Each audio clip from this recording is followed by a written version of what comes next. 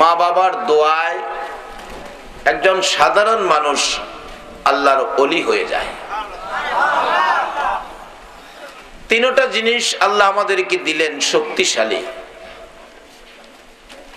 রাসালাত, বেলায়াত, মা বাবা। কার সাথে কিভাবে সম্পর্ক করতে হবে আল্লাহ যদি আমাকে তৌফিক দেয় আমি সেদিকে আলোচনা করব। তার আগে আপনারা যারা রাসূল পাকের পক্ষে বসে আছেন, আখিরি নবীর উম্মত হয়ে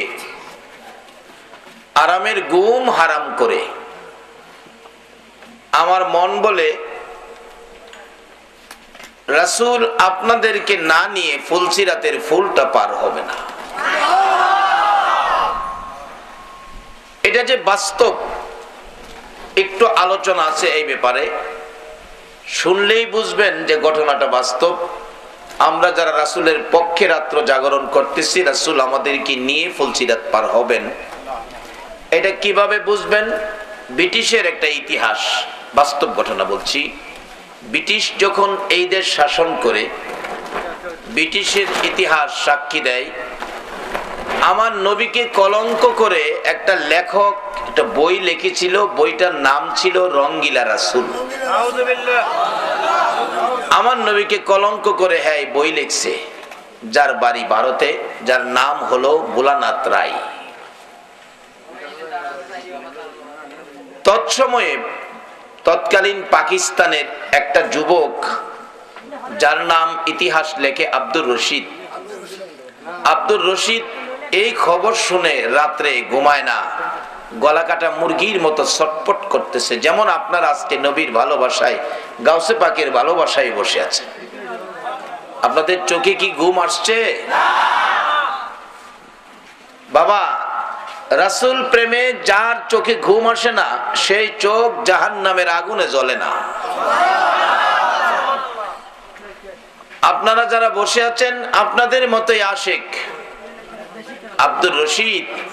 ঘরের বাতি নিভায় না, ঘুম আসে না, বালিশে মাথা লাগায় না, বিছানায় পিঠ লাগায় না, গলা কাটা মুরগির মতো ছটপট করতেছে।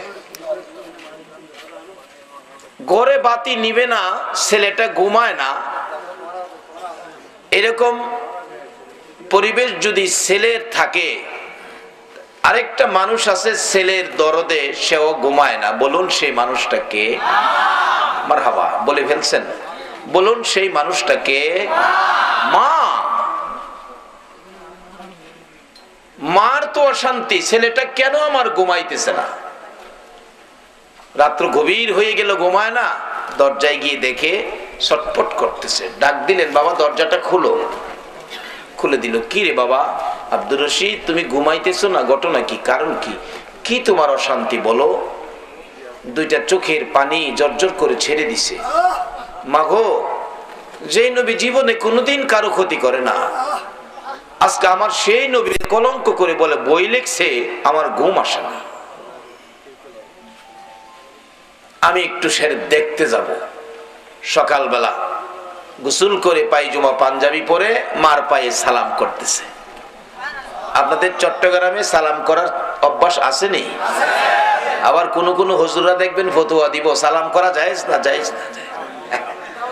মার পায়ে সালাম করবেন, বাবার পায়ে, পীর উস্তাদের পায়ে সালাম করবেন। মার পায়ে সালাম করতেছে আব্দুর রশিদ। মা ডাকতেছে, বাবা কি ব্যাপার, সকাল সকাল কোথায় রওনা হইতেছো? মাগো, আমার নবীরে যে কলঙ্ক করছে, আমি আর একটু দেখতে যাইতেছি।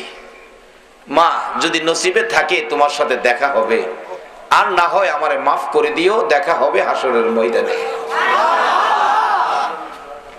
মা ডাকছে, প্রভু গো, তোমার নবীর ভালোবাসায় আমার আব্দুর রশিদ ঘর থেকে বেরিয়ে যাইতেছে, তুমি আমার আব্দুর রশিদকে নবীর ভালোবাসায় কবুল করো। বেরিয়ে গেলেন। যাইতে যাইতে ভারতের জমিনে জিজ্ঞেস করেন লোকদেরকে, রঙ্গিলা রাসূল লেখকের বাড়িটা কোনটা? একজনে দেখাইয়া দিলেন সামনের বাড়িটা। ডাক দিল আব্দুর রশিদ, রঙ্গিলা রাসূল লেখক বাড়িতে আছেন? বেরিয়ে আসছে। কি ব্যাপার, এই বইটা আপনি লিখছেন? হ। কেন, বই নিবা নাকি? বই নিব? আমার নবীরে কলঙ্ক করে তুমি বই লেখছো, আবার আমারে জিগাও বই নিব নাকি? কেন তুমি এই কলঙ্কটা করলা? আমার নবী তো কোনোদিন কারো ক্ষতি করে নাই। ওই ভোলানাথ রায় বলে, আমি লেখক মানুষ, একটা বই লেখছি, কাজেই হলো বই লেখা, প্রয়োজনে আরো লিখবো। এ কথা বলতে দেরি আব্দুর রশিদ সহ্য করতে পারে নাই, পাঞ্জাবির নিচ থেকে চাকু বাহির করে তার কলিজার মধ্যে মারছে।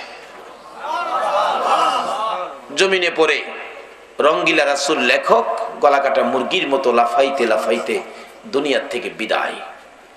আব্দুর রশিদ দাঁড়িয়ে আছে, লোকজন বলে, এ কি করলে তুমি? ব্রিটিশের আইন বড় করা, ব্রিটিশের পুলিশ তো তোমাকে ধরে নিয়ে যাবে। আব্দুর রশিদ বলেন, তাতে আমার কোনো আপত্তি নাই, ধরে নিয়ে যাক, আমার মনে যা স্বাদ ছিল তা পুরা করেছি। এই ফাঁকে তো এসেই গেছে, ব্রিটিশের পুলিশ ধরে নিয়ে গেলেন, কোর্টে দিলেন। কোর্ট বিচারপতি জিজ্ঞেস করে, আব্দুর রশিদ এই কাজ কি তুমি করেছো? আব্দুর রশিদ বলেন, জি কোর্ট, আমি এই কাজ করেছি। আশ্চর্য, এই কাজ করে তো কেউ স্বীকার করে না, সাক্ষী নিতে হয়, রিমান্ডে দিতে হয়। তুমি যে এমনিতেই স্বীকার করে ফেললে, ইচ্ছা করলে তো তুমি গোপন করতে পারতে। আব্দুর রশিদ ডাকে, এ ব্রিটিশের কোর্ট, তুমি জানো আমি কে? আমি একজন মুসলমান যুবক, আর একটা কথাই তুমি জেনে রাখো, মুসলমান কোনোদিন মিথ্যা কথা কয় না। অহংকার দিনের মুসলমান কিছু কয়নি।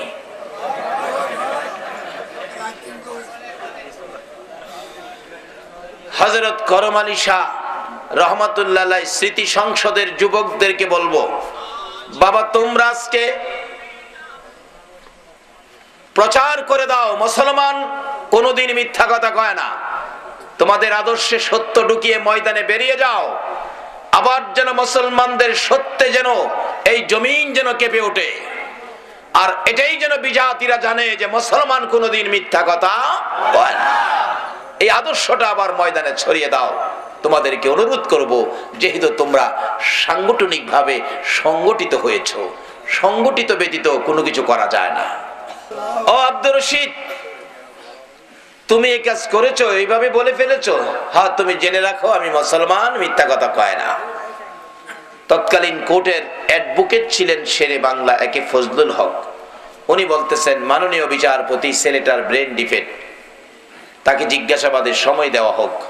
ঠিক আছে। পিছনে নিয়ে বলতেছে, আব্দুর রশিদ তোর মতো একটা যুবক আমাদের দরকার, আগামীকালকে কোর্টে নিয়ে আসলে তুই বলবি এই কাজ কে করছে আমি জানি না, এটুক বললে আইনের ফাঁকে আমি তোকে বাঁচাইয়া দিব। আইনের কিন্তু ফাঁক আছে, যারা উকালতি করে অ্যাডভোকেট তারা কিন্তু পয়েন্টের উপর মক্কেল বাঁচাইয়া দেয়। কি কারণ? এটা এক ঘটনা বাস্তবতার জন্য আমি বলি আর কি। আপনার এক ভদ্রলোক টাকা হাওলাত দিছে ৫,০০০, কিন্তু যারে টাকা দিছে হ্যাঁ যে নিচে নিতে জানে, হ্যাঁ আবার দিতে জানে না। এই চরিত্রের মানুষ আমরা সোনার বাংলাতে আছে না? টাকা নিতে জানে, দিতে। কয়েক বছর চলে গেল, টাকাটা দেয় না। অবশেষে সেই পরামর্শ নিল, কি করব? একজন বলল, তুমি কেস করে দাও। কেস করে দিছে তার নামে। হ্যাঁ কয়, ৫,০০০ টাকার লেগে আমার নামে কেস করছস? দেখি তোর টাকা কেমনে নেস। হ্যাঁ, আরেক উকিলের কাছে গেছে, উকিল সাহেব ৫,০০০ টাকার লেগে আমার নামে কেস করছে, এই টাকাটা যদি হেরে না দিয়া আপনার আইনের ফাঁকে আমারে বাঁচাইতে পারেন, দরকার পড়ে টাকা মেরে দিলাম, তবু হেরে দিতাম না। উকিল কয়, বেটা এত আইন বই পড়ছি, এটা ব্যাপার হইল? তবে শোন, কোর্টে যখন যাইব, যখন প্রশ্ন করব, তুই কোনো কথা কইবে না, খালি কইবি বে। যেটাই জিগাইব তুই খালি কইবি বে। উকিলের পয়েন্ট। কোর্টে গেছে, বাদী বিবাদী হাজির। ম্যাজিস্ট্রেট জিজ্ঞেস করে, এই ছেলে তুমি কি তার কাছ থেকে ৫,০০০ টাকা হাওলাত নিছো? উকিল সামনে তো পয়েন্ট তো শিখাই দিছে, হ্যাঁ কইতেছে বে। আরে টাকা নিছো নি ৫,০০০? কবে? আরে কি আশ্চর্য, কি ব্যাপার? আমি জিগাই টাকা নিছি নি? হ্যাঁ কইবে। কি উকিল সাহেব, কি মক্কেল নিয়ে আইলেন? উকিলকে মাননীয় বিচারপতি অনুমতি দিলে আমি কথা বলি। হ্যাঁ বলেন। স্যার এই লোকটা তো বুবা, বে ছাড়া হ্যাঁ আর কিছুই জানে না। তো এরকম একটা লোককে কি কেউ ৫,০০০ টাকা হাওলাত দেয়? ম্যাজিস্ট্রেট কথা তো রাইট, পয়েন্টের উপর কেস শেষ। এখন বাড়ি যাইতেছে, উকিলের বাড়ি গিয়া কইতেছে এবার তো তোরে বাঁচাই আনলাম, তুই আমার টাকা দে। উকিলের সাথেও কই বে। উকিল কই কিরে আমি তোরে বে শিখাইতাম, আমার সাথেও বে কইতি। আমি যেমন বে শিখাইতারি আবার বে ভাইরও করতারি। এই রশি দিয়া হের হাত পাও বান, হের বেড়া বাইর করি। যখন হাত পাও বাইন্দা ফিরা দিবার বাউ করছে, কয় স্যার আমারে মাইরেন না, টাকা আপনি 3000 নেই না আমার 2000 দেন, বাইরটা নেই। পয়েন্টের উপর হ্যাঁ তো টাকা পাইলো না, হ্যাঁ মাপ পাইয়া গেল। উকিলদের এরকম পয়েন্ট আছে। তো শেরে বাংলাকে ফজলুল হক বলছে, বাবা আব্দুর রশিদ তুমি খালি বলবে এ কাজ কে করছে আমি জানি না, আইনের ফাঁকে তোমাকে বাঁচাইয়া দিব। আব্দুর রশিদ বলেন, চাচা আমাকে মিথ্যা কথা শিক্ষা দিয়েন না, আমি মুসলমান, আমি মুসলমানিত্বের কলঙ্ক করতে চাই না। তোমার তো জীবন যাবে, জীবন যাক যাক, কিন্তু মিথ্যা কথা বলবো না। পরের দিন কোর্টে একই কথা আমি করেছি, তৃতীয় দিন কোর্টে একই কথা আমি করেছি। কোর্ট রায় দিয়ে দিলেন, ব্রিটিশের কোর্ট, আগামীকালকে তোমার মৃত্যুদণ্ড হবে। আব্দুর রশিদ বললেন, তাতে আমার কোনো আপত্তি নাই, তবে আগামীকালকে তো মৃত্যুদণ্ড হবে, আজকে রাত্রটা আমার হায়াতে আছে, তাহলে আমার একটা আকাঙ্ক্ষা, একটা আপত্তি, এই রাত্রটা যখন আমার হায়াতে আছে, কোর্ট যদি আমাকে একটু সুযোগ দিতেন, এই রাত্রটা আমি আমার মায়ের পাশে জীবন যায় তারপরও মায়ের পাশে থাকতে চাই। কি আদর্শ ছিল রাসূল প্রেমিকদের। আর এখন বিবিকে নিয়ে শহরে বসবাস করতে রাজি, মার কাছে থাকতে রাজি না। আপনাদের এদিকে এই রোগ আছে কিনা জানি না, আমাদের এলাকায় আছে। চাকরিটা পাইলেই মা বাবার খবর নাই, বিবির সুখের জন্য শহরে বাসা ভাড়া করে 5 তলায় থাকে, মা বাবা কি করে একদিন খবর নেয় না। রাসূল প্রেমিকদের আদর্শ কি হওয়া উচিত? আব্দুর রশিদ বলতেছে, কোর্ট বিচারপতি আমাকে অনুমতি দেন, আমি আজকে রাত্রটা আমি আমার মায়ের পাশে থাক। যাও ঠিক আছে, তাড়াতাড়ি চলে আসবে সকালে। বাড়ির দিকে দৌড় দিলেন, বাড়ির কাছাকাছি গিয়েই শুনে বাড়ির ভিতরে মায়ের কণ্ঠের কান্না, বুক ফাটা কান্না। মা যেন কোন ব্যথায় কাঁদতেছে। দরজাটায় দাঁড়ায় আব্দুর রশিদ ডাকতেছে, মা, মা গো, বলো কোন ব্যথায়, কার দেওয়া ব্যথায় কান্দো? আমি আব্দুর রশিদ প্রতিশোধ না নিয়ে, বিচার না করে ঘরে ঢুকবো না। মা চোখের পানি ছেড়ে ছেড়ে ডাকে আব্দুর রশিদের চেহারার দিকে তাকায়া, রে আব্দুর রশিদ, কেউ ব্যথা দেয় নাই, কেউ আমার কাঁদায় নাই রে, কেন জানি আজকে সকাল থেকে আমি মায়ের কলিজায় দাও দাও করে আগুন জ্বলতেছে। বলুন, সন্তানের উপর যদি কোনো বিপদ আসে, এই বিপদের খবর পৃথিবীর মানুষ জানার আগে আগে জানে কে? মার কলিজায় যেন খবর হয়ে গেছে, আমার আব্দুর রশিদ এই জমিনে থাকবে না। সেই ধাক্কায় যেন মার কলিজায় দাউ দাউ করে আগুন জ্বলছে। আব্দুর রশিদ রে, কেন জানি সকাল থেকেই আমি মায়ের কলিজায় আগুন জ্বলতেছে, কি ব্যথা কি দুঃখ আমি তো বলতে পারতেছি না। আব্দুর রশিদ দৌড় দিয়ে ঘরের ভিতরে ঢুকে মাথা টুকুন মায়ের বুকের মধ্যে ছেড়ে দিয়ে কান্দে, মা, মাগো, তোমার বুকের আগুন হলো তোমার আব্দুর রশিদ। ওই নবীর দুশমনটাকে দুনিয়ার থেকে বিদায় করে দেওয়ার অপরাধে গো মা, ব্রিটিশের কোর্ট আমাকে মৃত্যুদণ্ড দিয়েছে, কালকে আমার মৃত্যুদণ্ড হবে, ফাঁসি হবে। আজকে রাত্রটাই তোমার কাছে থাকবো, কালকে তোমার ছেলে আব্দুর রশিদ এই বাড়িতে আর আসবে না, মা বলে ডাকবে না। এই ব্যথায় তোমার কলিজায় আগুন জ্বলতেছে। মা গো, এই রাত্রটা তোমার পাশে থাকবো গো মা, বিছানা করে দাও, জীবনের শেষ ঘুম ঘুমিয়ে যায়। আব্দুর রশিদের মা চোখের পানি দিয়ে শেষ করে বিছানা সাজাইতেছিল। আব্দুর রশিদ জীবনের শেষ ঘুম ঘুমাবে, বিছানায় শুয়ে যায় আব্দুর রশিদ ঘুমানোর জন্য। মা দরদি আব্দুর রশিদের পাশে বসে ডাকতেছে, বাবা গো, তুমি ঘুমাও আব্দুর রশিদ বাবা, জীবনের ঘুম ঘুমিয়ে যাও মায়ের সামনে। আমি মা সারা রাত ঘুমাবো না রে, তোমার জীবনের শেষ দেখা দেখবো, মন ভরে আমি মা তোমাকে সারা রাত দেখবো, তুমি ঘুমাও আমি ঘুমাবো না। আব্দুর রশিদ মায়ের পাশে শুয়ে একটু পরে পাগলের মতো দৌড়াইয়া ঘরের দরজায় চলে গেছে। মা আবার ডাক দিলেন, বাবা পাগলামি করো না, একটা রাত্র ঘুমাবি, পাগলামি করো না, আসো বাবা আসো, ঘরের ভিতরে আসো। ঘরের ভিতরে আইসা আবার বিছানায় শুয়ে গেছে। একটু পরে আবার দৌড় দিয়ে ঘরের দরজায় মা ডাকতেছে, আব্দুর রশিদ রে, কালকে তোর মৃত্যু হবে বলে বুঝি অশান্তি লাগতেছে, ছটপট করতেছ? আব্দুর রশিদ জবাব দেয়, মা না গো, মৃত্যুদণ্ডের জন্য আমি ছটপট করি না।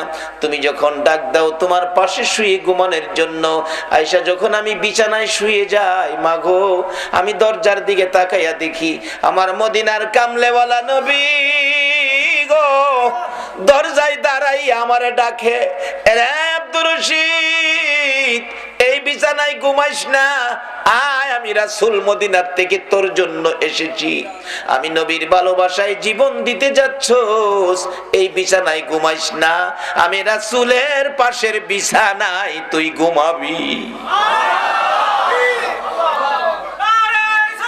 ইয়া রাসূলুল্লাহ, ইয়া গাউসুল আজম জিন্দাবাদ।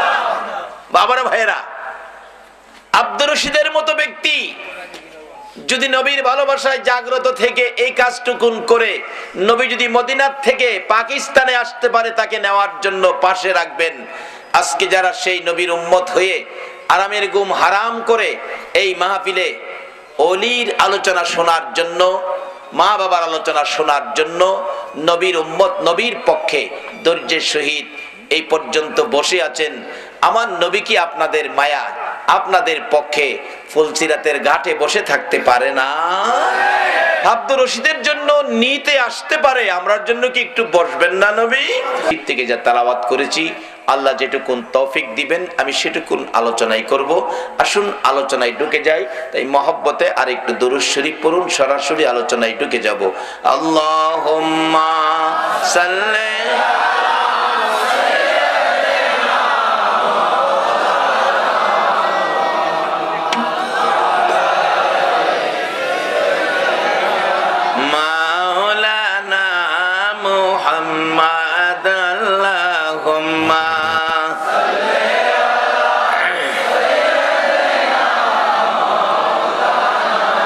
মুহাম্মদ ওয়ালা আলি সাইয়্যিদিনা। আপন আপন কররে মন, কে আছে তোর আপনা, উম্মতের দরদি নবী শুয়ে আছেন মদিনা। আল্লাহুম্মা সাল্লি সাইয়্যিদিনা মাওলানা মুহাম্মদ ওয়ালা মাওলানা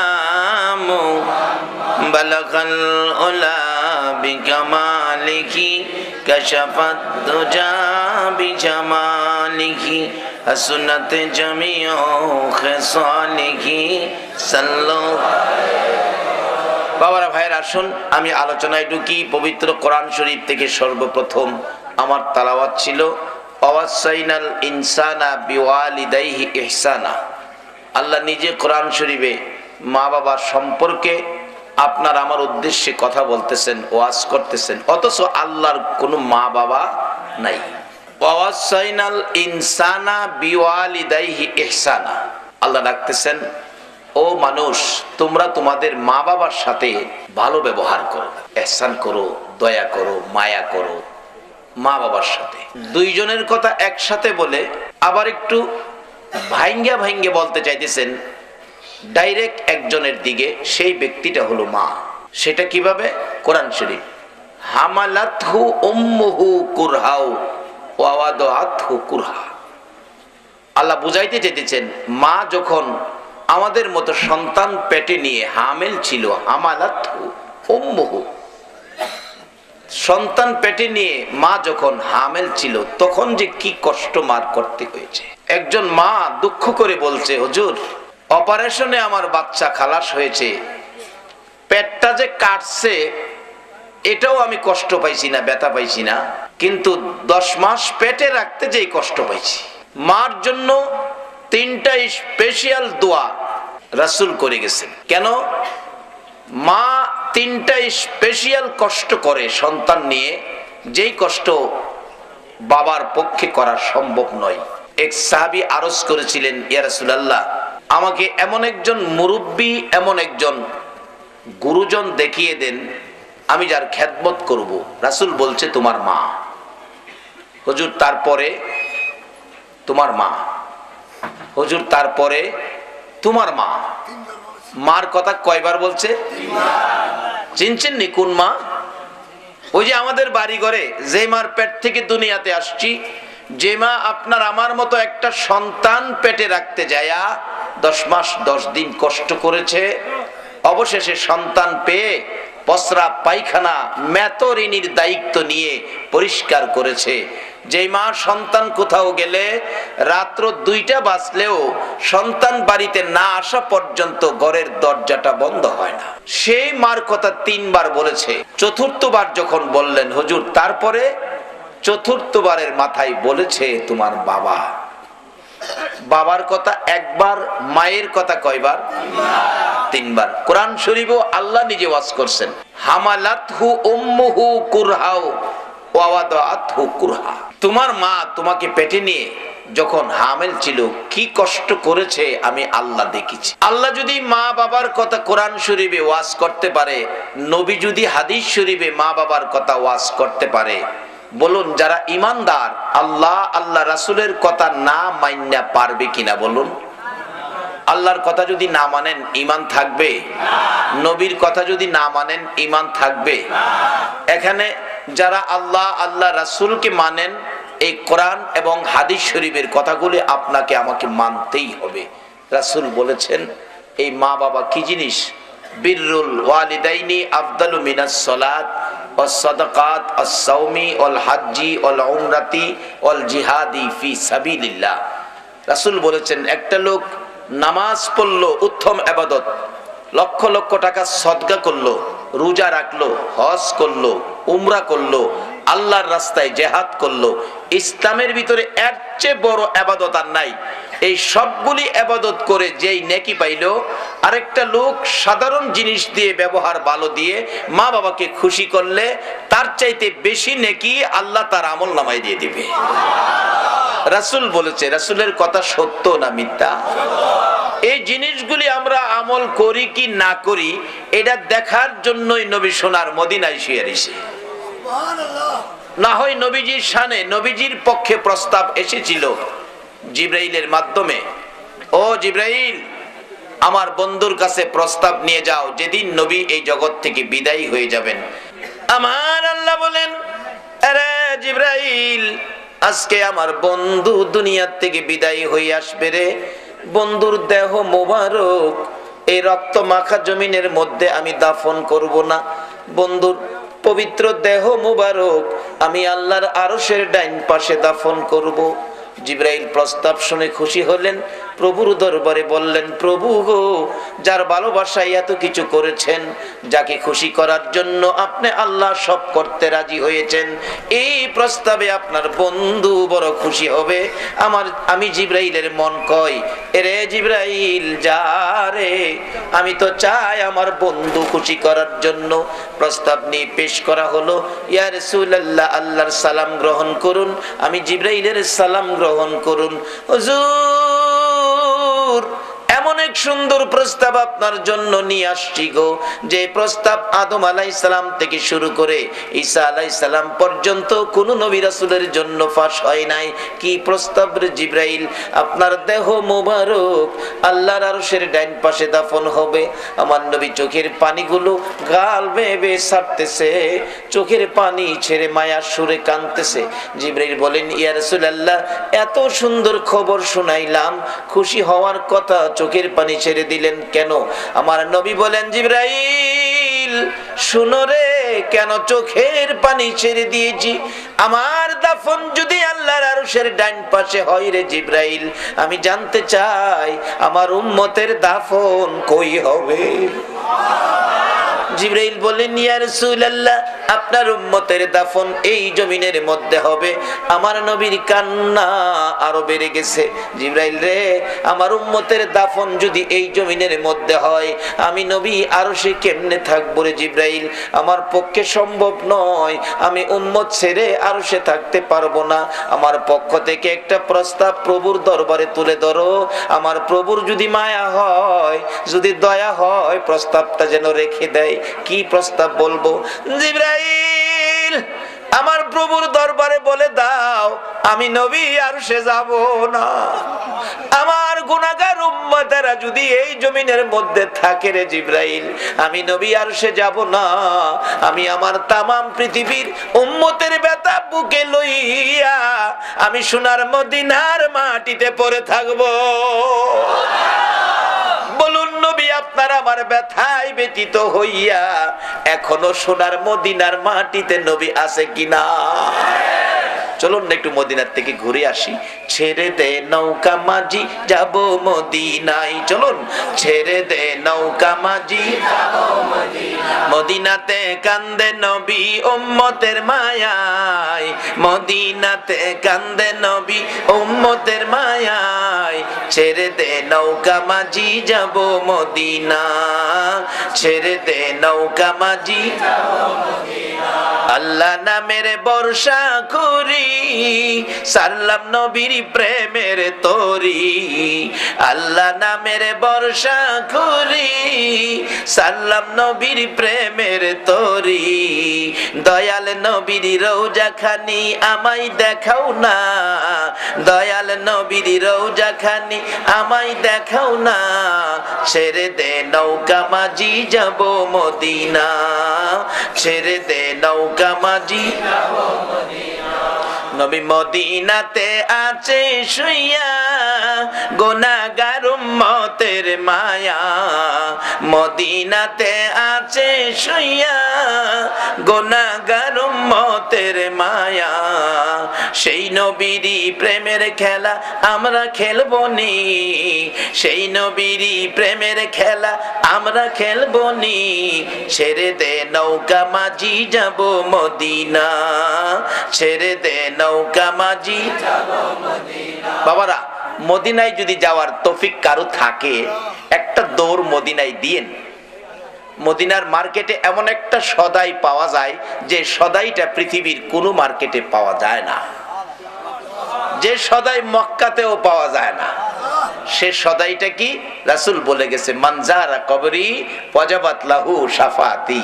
যে ব্যক্তি আমি নবীর রওজাটাও জিয়ারত করে যাবে, তার জন্য সুপারিশ করে জান্নাতে নেওয়া আমি নবীর উপরে ওয়াজিব হয়ে যাবে।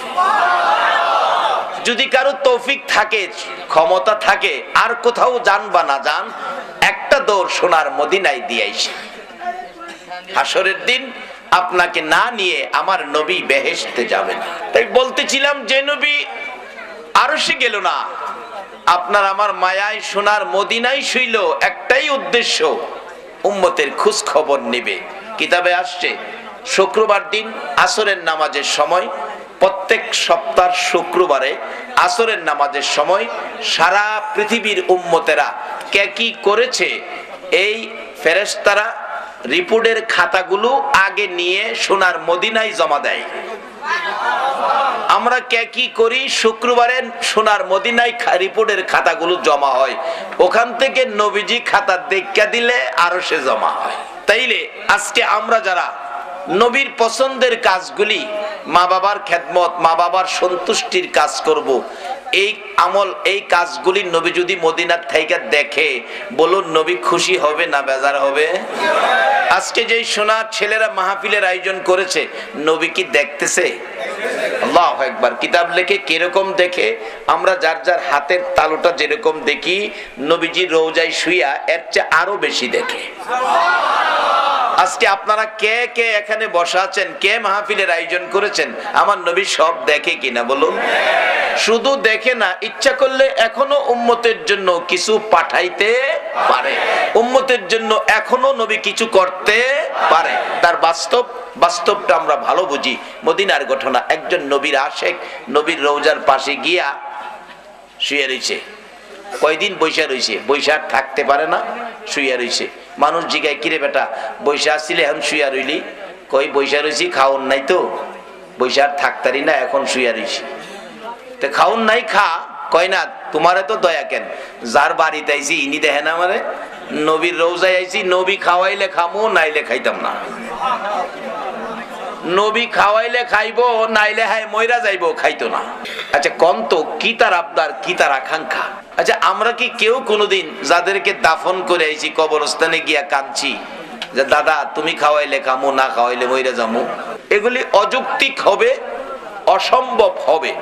কিন্তু নবীর দরবারে যে কান্না কাঁদতেছে এটা কি অযৌক্তিক হবে না যুক্তিসঙ্গত হবে?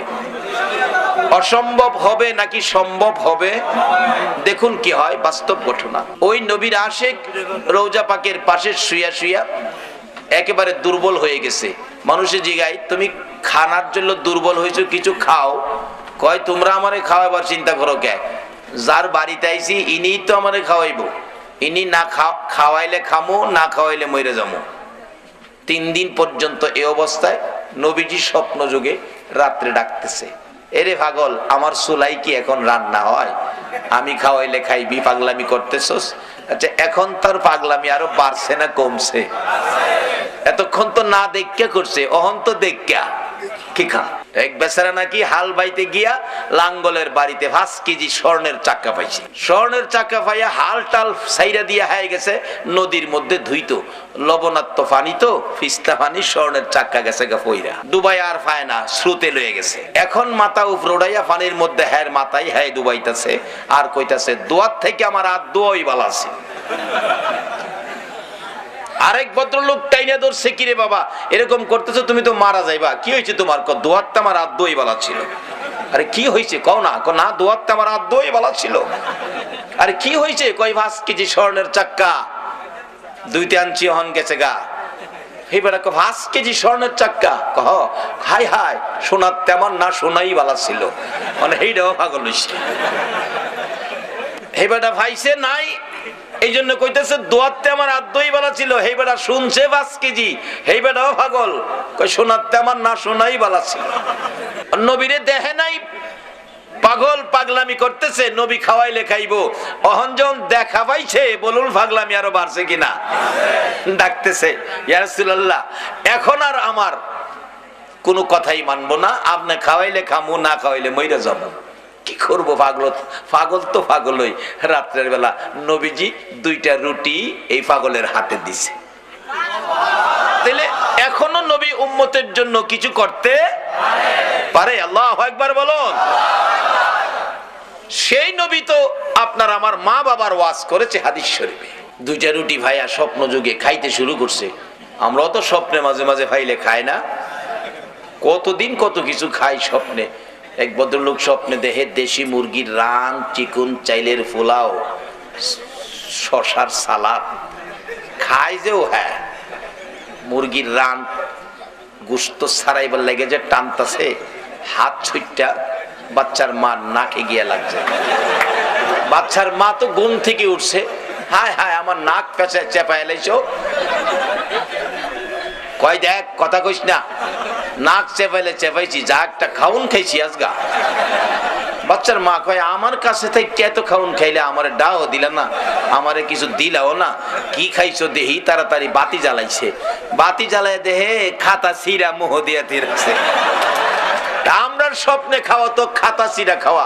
বলুন নবীর স্বপ্ন কি স্বপ্ন না বাস্তব? আল্লাহু আকবার বলো। যারা নবীকে বাস্তবতা মানতে রাজি না তাদের জীবনী খুলুন। নবী যে বাস্তব, নবীর স্বপ্ন যে স্বপ্ন নয় বাস্তব। দেওবন্দ মাদ্রাসার প্রতিষ্ঠাতা কাসেম নানতুবি স্বপ্নে দেখে নবীজি বলতেছে আমার জন্য ঘর বানাও। হুজুর কই বানাবো? মাঠ দেখায় দিলেন, কি ডিজাইন কোন আকৃতিতে বানাবো। নবীজি হাতের লাঠি মুবারক দিয়া দাগ দিছে, এইভাবে বানাইবা। কাসেম নানতুবি বলেন আমি সকালবেলা গিয়ে দেখি রাত্রে যে স্বপ্নে দেখছি, আল্লাহর কসম স্বপ্নটা স্বপ্ন নয় বাস্তব। নবীজির লাঠি মুবারকের দাগ এখনো স্বর্ণের মতো চকচক করতেছে। সেই নবী প্রয়োজনে এখনো বাংলাদেশে আসতে পারে, কি বলেন? যদি বিশ্বাস না হয় তাহলে বহু ঘটনা আছে, যাব সামনে। যারা বিশ্বাস করে না তাদের জীবনীর থেকে বলছি। ব্রাহ্মণবাড়িয়া জামিয়া ইউনিসিয়া যারা নবীর শানুমান বলতে রাজি না, এগুলি বিশ্বাস করতে রাজি না, জামিয়া ইউনিসিয়া ওই মাদ্রাসা মসজিদে কতটুকু জায়গা আছে লাল দাগ দিয়ে ঘেরাও করে রাখছে, এখানে কেউ পাড়া দেয় না। জিজ্ঞেস করেন তাদেরকে ঘটনা কি, কেন পাড়া দেয় না? বড় হুজুর জবাব দিবে, এখানে রাসূল পাক সাল্লাল্লাহু আলাইহি সাল্লাম আয়েশা স্বপ্ন যুগে বসছিলেন, স্বপ্নে বসছিল, এই জায়গাটাকে লাল দাগে ঘেরাও করে রাখছে ব্রাহ্মণবাড়িয়ায়, এই জায়গাটায় পাড়া দেয় না। কেন? রাসূল যেখানে বসছে এখানে আমাদের ভাও লাগতে পারে না। আসলে তারা কয় কিন্তু মানতে মন চায় না। এটা নসিবের কাম লাগবে, ভাগ্যের কাম। 2 রুটি পায়া হ্যাঁ স্বপ্নেই খাইতে শুরু করছে, খাইতে খাইতে একটা খাইছে, আরেকটা অর্ধেক করে, অর্ধেকটা রুটি খাইছে, বাকি অর্ধেক হাতে। এমন সময় তার ঘুম ভেঙে গেছে। ঘুম ভাঙার পরেও দেখে নবীর দেওয়া রুটির অর্ধেক এখনো হাতের মধ্যে আছে। তাইলে বলুন, নবীর স্বপ্ন স্বপ্ন না বাস্তব? নবীর যা কিছু আছে সব বাস্তব। স্বপ্ন কল্পনা এমন কিছু জিনিস নবীর শানে ব্যবহার করা যাবে না। যেই নবীর সূরত ধরার ক্ষমতা ইবলিশকে দেওয়া হয় নাই। আল্লাহ বলছে তোমরা আমাকে গালাগালি করো মনে যখন অশান্তি থাকে, আমাকে তুই তুক্ষার ব্যবহার করো, আমি মাইনা নিব, কিন্তু আমার নবীর শানে তুই তুক্ষার আমি আল্লাহ মাইনা নিব না। সেই নবীর কথাগুলো মানা আমাদের দরকার আছে কিনা? বলতেছিলাম বাবারা, আপনাদের নসিব ভালো যারা আখিরি নবীর উম্মত হয়েছেন। আর আজকের সাবজেক্ট হলো মা বাবা। বলতেছিলাম মা বাবা কি জিনিস, এটা আমাদের মানতে হবে। তার মধ্যে গাউসে পাকের জীবনী, গাউসে পাক নিজেও মা বাবার সাথে ভালো ব্যবহার করে কিনা বলুন? ও গাউসে পাকের ভক্তবৃন্দরা, গাউসে পাক আল্লাহর ওলি, কেমন দরজার ওলি! আল্লাহু আকবার। যেখানে চোর চুরি করতে গেলে কুতুব বানায়া ছাইরা দেয়। ওলিদের নেক নজরে মাটি স্বর্ণ হয়ে যায়। গাউসে পাকের মতো একজন ওলির নেক নজর যদি আপনাদের উপর পড়ে যায় তাহলে কি হবে? আরে আমাদের ভারতবর্ষের একজন ওলির নেক নজরে কি হয়েছে এটা বাস্তবতায় আসুন। একজন আল্লাহর ওলি রাস্তা দিয়ে যাচ্ছে, একটা রাখাল আল্লাহর ওলিকে দেখে সালাম দিলেন, হুজুর আসসালামু আলাইকুম। আল্লাহর ওলির নেক নজর পড়ছে, আরে বাবা বাচ্চা মানুষ আমাকে সালাম দিলি, তুমি রাখাল, বাবা তোমার নাম কি? এই যে নেক নজর, মায়া হয়েছে বাচ্চাটার দিকে, জিজ্ঞেস করলেন নাম কি? অথচ কত ফুলাপান রাস্তায় সালামও দেয় নাই, কেউ তো কেউ রে আল্লাহর ওলি জিগাইও না, তারে জিগাইলেন তোমার নাম কি? হুজুর আমার নাম ইমামউদ্দিন। ইমামউদ্দিন বলো কি? তুমি দ্বীনের ইমাম আর এখানে গরুরে ঘাস খাওয়াইতেছো? তুমি একটা মাদ্রাসায় পড়ো, একজন আল্লাহওয়ালা বড় আলেম হইতে পারবা, একটা ওলি হইতে পারবা। নেক নজর মাইরা দিয়া গেছে। হ্যাঁ, বাড়িতে গিয়া কয় মা মাগো একটা হুজুরকে না সালাম দিছিলাম, হুজুর কইছে আমি মাদ্রাসায় পড়লে আল্লাহর ওলি হইতে পারবো, আলেম হইতে পারবো। মা আমি মাদ্রাসায় পড়বো। মা কয় তুই মাদ্রাসায় পড়বে, ওলি হইবে, আলেম হইবে, তোর গরুরে ঘাস খাওয়াইবো কেনা? লাঠি লইয়া দিছে মা, হেরে দৌড়ানি, পিছনে চায় মা লাঠি লইয়া ইয়ে দৌড়, দেখে মা দৌড়ানি দৌড়াইতেই আছে, সারে না। মা কই তোরে সাইজ করবো, তুই আলেম হইবে, ওলি হইবি, তোর গাবি খাওয়াইবো কে? দৌড়তে দৌড়তে জীবনটা বাঁচাইতে দেহে উপায় নাই। পরে দেখে মসজিদের দরজা খোলা, গিয়া মসজিদের ভিতরে ঢুকে গেছে। মসজিদে কি মা যাইব লাঠি লইয়া? যত ভাগলা মা ওই হয়, মসজিদে যাইতো না। মসজিদের কাছে তা ঘুরা গেরা কয় বাচ্চা গেলি? কই গিয়া বাচ্চে? ফিসের হেরাদি কয় না, কই গিয়া বাচ্চে? তাহলে বোঝা গেল এই নবীর উম্মতের একটা বাসবার জায়গা এখনো আছে। এই জায়গাটা কি? মসজিদ। যত আল্লাহর ওলির দরবার আছে বলুন, প্রত্যেক আল্লাহর ওলির দরবারে একটা মসজিদ আছে কিনা বলুন? অবশেষে মসজিদের ভিতরে লুকাইয়ে রয়েছে একটা মুসল্লি জিগায়, কি রে বাবা এইভাবে লুকাইয়ে রয়েছে, কি ব্যাপার, ঘটনা কি? কই দেখেন তো এখানে মা আসেনি? কয় না কোনো মা তো নাই। মা আমার মারতে আইছিল, মসজিদে জীবনটা বাঁচাইছি। কি লেগে মারতে আইছিল? হুজুর না কইছে আমি মাদ্রাসায় পড়লে আল্লাহওয়ালা হতে পারবো, আবার আলেম হইতে পারবো। কইছিলাম মাদ্রাসায় পড়ুম, মা আমার দৌড়াইতেছে। কি লেগে কইছি? মাদ্রাসায় পড়বি? পড়বো যে জামু কেমনে, আমার কাছে তো ভাড়া নাই। হুজুর যে রাস্তা বলছে নদী পার হইতেইব, নৌকা ভাড়া নাই। আমি তোরে খরচ দিমু, যাইবি? দিলে যাবো। খরচ মুসল্লি দিছে, হ্যাঁ নদী পার হইয়া গেছে, যাইয়া দেহে মাদ্রাসার অফিসে ওই হুজুরই বসে রইছে। হুজুর আসসালামু আলাইকুম, আমি ইমামউদ্দিন। আল্লাহওয়ালা বলেন, বাবা তুমি আইছো, আসো আসো। একটা কায়দা দিয়ে বলছে মক্তবে যায় পড়ো, কারণ প্রথম ক্লাসে তো মক্তবেই ভর্তি হইতে হয়। তো মক্তবে তো সাধারণত ছোট বাচ্চারা পড়ে, প্রথম ক্লাস তো সেই বাচ্চাদের তুলনায় সে একটু বড়। তো অন্য বাচ্চারা কায়দা লই আসে, হুজুর আপনি পড়তে আইছেন না আমরা পড়াইতে আইছেন? একটু বড় দিকে হ্যাঁ মস্কারি করে। উপরের ক্লাসের ছাত্ররা মুসলিম শরীফ বুখারী শরীফ পড়ে, তারাও আয়া কিতাব লইয়া বইছে, হুজুর পড়তে আইছেন না আমরা পড়াইতে আইছেন, আমার পড়াটা কইয়ে দেন। অবশেষে ইমামউদ্দিন বিরক্ত হয়ে গেছে, কি রে কারবার, আমি এখনো আউযুবিল্লাহ বিসমিল্লাহ পড়ি নাই, আর আমারে কয় পড়া কই দিতাম। গেছে হুজুরের কাছে, কায়দা হাতে চোখের পানি ছেড়ে দিছে, হুজুর আমার বিদায় দেন, আমি পড়বো না। কেন? আমি এখনো আউযুবিল্লাহ বিসমিল্লাহ পড়ি নাই, বড় বড় কিতাব নিয়ে গেছে আমারে পড়া কই দিতে। হুজুর আমি কি বুখারী শরীফ পড়াইবার ক্ষমতা আমার হইছে? আমি পড়বো না হুজুর, চলে যাব বাড়িতে। আমার মস্কারি করে। আল্লাহর ওলি বলেন, ইমামউদ্দিন আমি তোকে আনলাম পড়াবো, আর তোরে তারা মস্কারি করছে। জি বাবা এদিকে আমার কাছে আয়। আয় সামনে গিয়া বসছে। বসার পরে আল্লাহর ওলি নিজের মাথার পাগড়িটা খুলে ইমামউদ্দিনের মাথায় পরাইছে। পরাইয়া দিয়ে হাতের চাবুকটা দিয়ে বলছে, ইমামউদ্দিন যাও, তোমাকে বেলায়েতের ওলি এবং বুখারী পড়াইবার আলেম বানায়া দিলাম, যাও।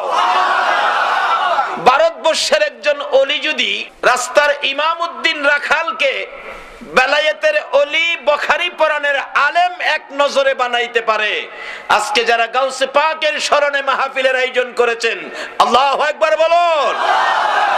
এই গাউসে পাকের কি কিছু দিবার ক্ষমতা আছে না? আল্লাহ যদি তৌফিক দেয় সব বাড়ি করবো আজকা। আসেন সামনে বাড়ি। বাবার আপনাদের কষ্ট হবে না তো? যাই হোক, মা বাবার খেদমত গাউসে পাক করেছে, এমনকি আল্লাহর রাস্তায় জিহাদ করলো। ইবাদতের মধ্যে ইবাদত আর নাই, এতগুলো ইবাদত করে যেই নেকি পাইলো, আর একটা যুবক আর একটা মানুষ সে মা বাবার উদ্দেশ্যে, আল্লাহু আকবার বলুন, মা বাবার উদ্দেশ্যে রাত্র গভীর বাড়িতে যাওয়ার সময় মনে মনে ভাবতেছে, হাই রে আমার মা বুড়া মানুষ, আমার বাবা বুড়া মানুষ, মা বাবার জন্য কি নিতে পারি, মা বাবার জন্য কি কিনতে পারি। একটা ফলের দোকানে ঢুকছে, ও ফলের দোকানদার, আমার বুড়া মা বুড়া বাবারে, যেই বাবা বাড়িতে যাওয়ার আগে সন্তানের মায়ায় বাস স্ট্যান্ডে যাইয়া দাঁড়াইয়া থাকতো, যেই মা সন্তান বাড়িতে না আসা পর্যন্ত রাত্র 2টা বাজলেও দরজাটা খুইলা দাঁড়াইয়া থাকতো, ওই মা বাবার জন্য কি নিতে পারি রে বাবা? 2টা কমলা কিনেছে বাবার জন্য, 100 গ্রাম আঙ্গুর কিনেছে মায়ের জন্য, প্যাকেট লইয়া রওনা হয়েছে। রাত্র 10টা বাস স্ট্যান্ড থেকে যাইয়া বাসের থেকে নাইমা দেখে বুড়া বাবা হারিকেন লইয়া বাস স্ট্যান্ড দাঁড়াইয়া রইছে। বলুন বাবা ছাড়া এই দয়ার দরদ আর কেউ দেখায় কিনা? বুড়া বাবা হারিকেনটা লইয়া বাস স্ট্যান্ড দাঁড়াইয়া রইছে, রাত্র 10টা। বাবা আইছো, এতক্ষণ করছো কেন বাবা? বাবার শহরে কাজ ছিল, আসতে দেরি হয়ে গেছে, চলো আমি অনেকক্ষণ ধরে তোমার লেগে দাঁড়িয়ে রইছি। বুড়া বাবা হারিকেন, এই হারিকেন কার জানি চিরতরে নিবা গেছে। বাড়িতে যাইয়া দরজার কিনারে দেখে মা দরদি সন্তানের ব্যথায় কান্দে গো বিনাইয়া বিনিয়া। বাবা আইছো, আমি তো তোমার মা, এই ঘরে যাই না, দাঁড়ায় রইছি, তোমার বাবা তো বাস স্ট্যান্ড গেছে। ঘরের ভিতরে ঢুকলি, মা গো মা 100 গ্রাম আঙ্গুর তুমি খাও গো মা, আর 2টা কমলা বাবা তুমি খাও। বাবা কমলা পছন্দ করে, বাবার হাতে কমলা দিল, আঙ্গুর পছন্দ করে, বুড়া মা মার হাতে আঙ্গুর দিল। নিজের ঘরে আগে গেল না, নিজের ছেলে মেয়ের খোঁজ খবর নিল না, আগে বাবারে কমলা দিল, মার হাতে আঙ্গুর দিল। মা কমলা লইয়া, বাবা কমলা লইয়া, মা আঙ্গুর লইয়া খুশি, আর দোয়া করতেছে, মাবুদ গো কেমন সন্তান আমারে দিলা গো, আমাদেরকে কেমন সন্তান দিলা। নিজের ঘরে না গিয়ে আমাদের খোঁজ খবর নিল, নিজের সন্তানের না দিয়ে আমরার হাতে কমলার আঙ্গুর দিল। মাবুদ আমরা খুশি হলাম। আমার নবী বলেছে, 2টা কমলা বাবার হাতে দিয়ে, 100 গ্রাম আঙ্গুর মায়ের হাতে দিয়ে মা বাবারে খুশি করার বিনিময় ওই লোকটা নামাজ পড়ে, সদকা করে, রোজা রেখে, হজ হজ করে উমরা করে আল্লাহর রাস্তায় জিহাদ করে যেই নেকি তার ভাগ্যে পাইলো, তুমি 2টা কমলা 100 গ্রাম আঙ্গুর মা বাবারে দিয়া খুশি করার বিনিময় তার চাইতে বেশি নেকি তোমার আমলনামায় পায়া গেলা।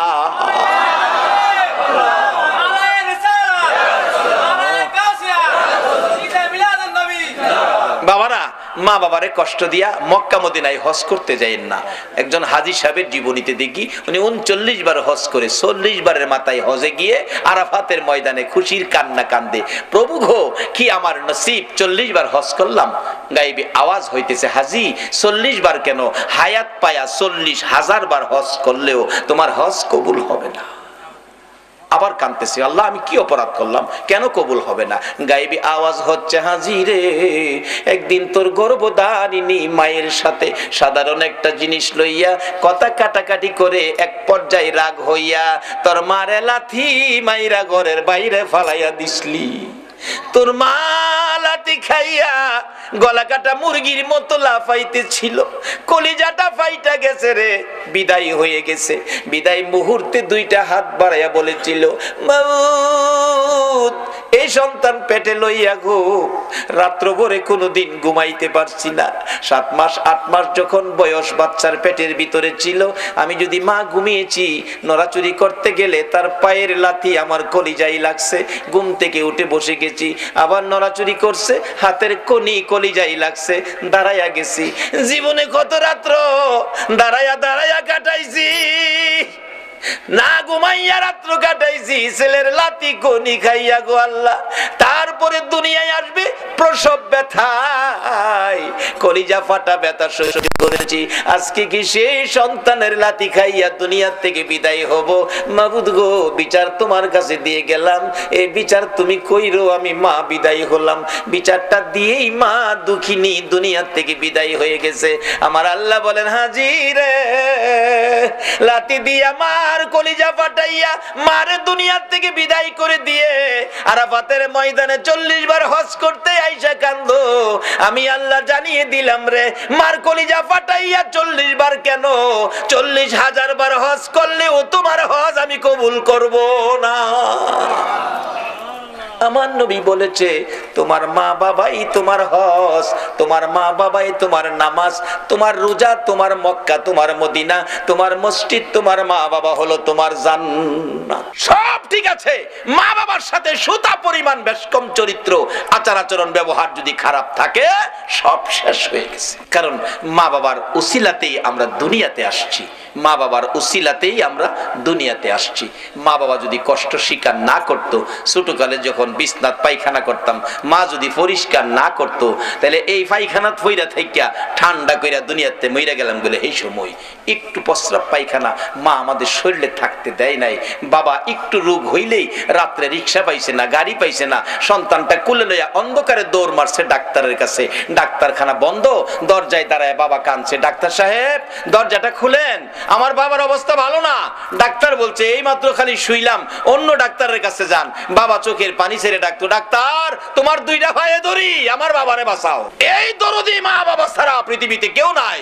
এই মা বাবার যদি কেউ কষ্ট দিয়ে থাকেন তাইলে আর নামাজ পড়েন না, রোজাও রাখেন না, হজ জাকাত কিচ্ছু করেন না, কোনো কাম হইতো না। আগে মা বাবার দরবারে যান, বলে হুজুর কেমনে যাইতাম, মা বাবারে 10 বছর যাবত 12 বছর যাবত কষ্ট দিতেছি, আজকে মাহফিল শেষে মা যে ঘরে থাকে যায় খালি একটা ডাক দেন, মা বাবা কই, মা বাবা কই। এই 2টা শব্দ 2 জনে শুনলে দেখবেন আনন্দে আত্মহারা দরজাটা খুলে দিয়া বলবে, বাবা রে তুই কেমনে রে আমারে বাবা কইছস, মা কইব আমারে কেমনে মা কইছস। মাগো ভুল করছি, তোমাদের সাথে ব্যবহার খারাপ করছি, মাপ চাইবার লেগাইছি। মা বাবা দেখবেন 2 জন কইব, বাবা মাপ চাইতে হইতো না, তুই যে মা কইছস বাবা কইছস এতেই আমরা তোরে মাফ করে দিছি। এই মা বাবা যদি কবরে থাকে বলে হুজুর মা বাবারে কষ্ট দিছি, আর মা বাবা তো কবরে, এখন কি করব? মা বাবার কবরে যান, কবরে গিয়া মা বাবার জন্য কান্দেন। কি কি কইয়া কানবেন? আল্লাহ শিখাইছে, রব্বির হামহুমা কামা, এইভাবে কানতে থাকেন। যদি আপনার চোখের পানিতে মা বাবা কবর থেকে নাজাত পায়, রুহানি ভাবে কবর থেকে আপনার অপরাধগুলি মা বাবা কবর থেকেও ক্ষমা করে দিব। কিন্তু কান্দার সিস্টেমটা কি? কবরে যাবেন, অনেক হুজুররা কইব কবরে যাইয়েন না, কোনো ফতুয়া মানেন না, মা বাবার কবরে যাইয়েন। কবরে যাইয়া মা বাবার কবরের পশ্চিম পাশে দাঁড়াবেন, পশ্চিম পাশে। কেন? আমরা কবরে লাশটা যখন রেখে দেই পশ্চিম দিকে কাত করে দেই, পশ্চিম দিকে কাত করে দেই। আর আমরা কবরে গেলে মা বাবার কবরে, কিতাবে আসছে মা বাবার কবরের পশ্চিম পাশে দাঁড়াইয়েন, পূর্ব পাশে দাঁড়াইয়েন না। মা আবার এই পশ্চিম দিক থেকে পূর্ব দিক হইয়া তোমারে দেখবো, এটুক কষ্ট তুমি মারে দিও না। পশ্চিম পাশে দাঁড়াও, আর সাথে সাথে কোরআন তালাওয়াত দুরূদ ইস্তিগফার পাঠ কইরো না। কেন? সাথে সাথে কোরআন তালাওয়াত দুরূদ ইস্তিগফার পাঠ করতে থাকলে একটা নূরের পর্দা এসে তোমার মুখটাকে ঘুরে ফেলে। কাজে তোমার মা তোমাকে মন ভরে দেখতে পারে না। মা সন্তান দেখার স্বাদ আছে কিনা বলো? বাবারে, মারে দেয় না, জিনিসপত্র দেয় না, মার খাবার দেয় না, কোনো কিছু দেয় না। এরপরও দেখেন সন্তানটা বাড়িতে বাইরে যায় সময় কেউ তাকায় না, কিন্তু মা কিন্তু তাকায় থাকে, একটা আশা করে তাকায়। বাবারে, একবার যদি আমার দিকে চায় আমার একটা মা কইয়া যাইতি। সন্ধ্যার সময় বাড়িতে আইব, সব ঘুমায় রইছে, মার কোনো খোঁজ খবর নাই না। এরপরও বলুন, সন্তান ঘরে না ঢুকা পর্যন্ত মার চোখে ঘুম আইছে কিনা? একটু পরে পরে বাচ্চার মারে ডাহে, কি গো আব্দুর রহমানের মা, আমার ছেলেটা আইছে। অথচ ছেলে তার খবর নাই না, মা কিন্তু খবর না নিয়ে পারে না। বলতেছিলাম যে মা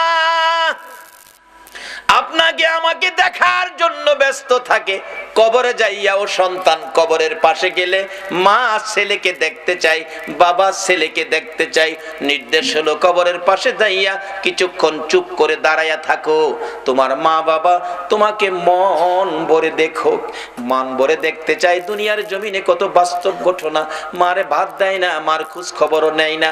তারপরও ছেলেটা ডাকাত থেকে আইসা বৃহস্পতিবার সন্ধ্যায়, শনিবার সকালে যেদিন চলে যায়, মা পিছে পিছে এতিমের মতো যায়।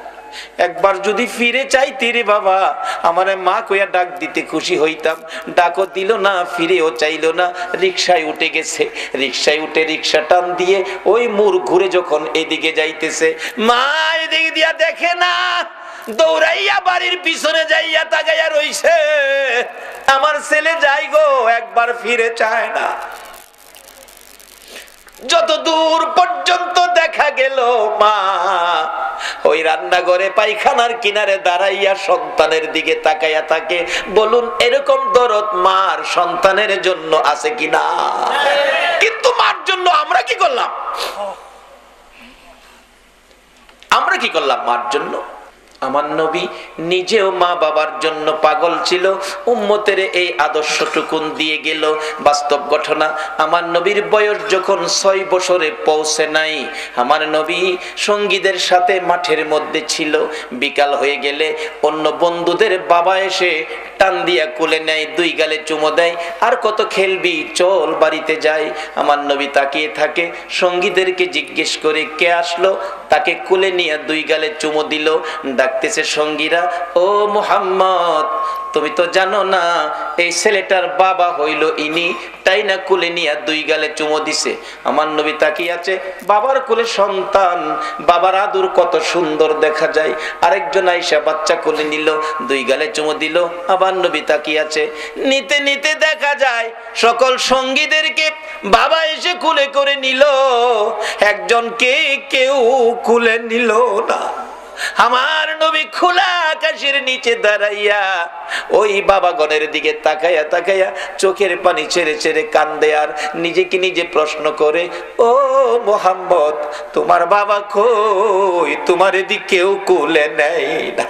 আমার আল্লাহ বলেন, বন্ধু গো, তোমার বাবা নাই গো, তুমি এতিম।